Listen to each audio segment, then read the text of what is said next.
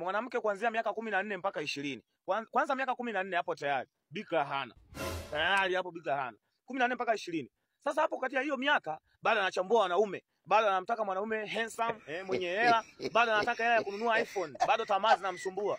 Bado anataka apendeze, afanyeje? Hapo sasa kwa sababu alianza uhuni bado ana miaka 14, akishafikisha miaka 20. Anaanza sasa kulalamika. Wanaume wana nguvu za kiume, wanaume wanavibamia kwa sababu kashaharibika, alianza uzinzi bado mtoto mdogo. Tayari washamharibu. Akishakanyaga 20 mpaka 25, tayari hapo kashatiwa mimba. Kashakuwa single mother, washamfumua. Akishafikisha hiyo miaka kuanzia 20 mpaka 25, hapo sasa anaanza kutafuta mwanaume wa kulea watoto wake pamoja na kumtunza yeye. Sio kwamba hampati kati ya hiyo miaka 20-25, anampata. Ila akishampata anaanza kumchiti tena. Anaachwa. Akishafikisha miaka 30 mpaka 40, hapo sasa anaanza kumtafuta mwanaume yoyote tu anayepumua. Yeyote tu anayepumua ili aishi naye.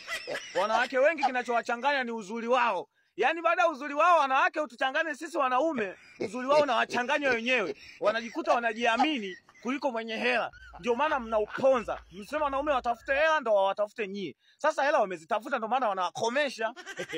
Na nyie wanaume acheni tamaa, mnatia sana watoto wa watu mimba. Umemzalisha mtu wa kwanza, umemwacha. Tena umemfuata mtu wa pili unamzalisha. Haya, mtu wa kwanza leo tuseme mwanamke wa kwanza alikuwa haeleweki ukamwacha. Huyu wa pili naye acheni umalaya na nyie wanaume. Tunakaa tunaongea wanawake na nyie acheni uhuni. Mnazalisha sana watoto wa watu. Fungeni zipu.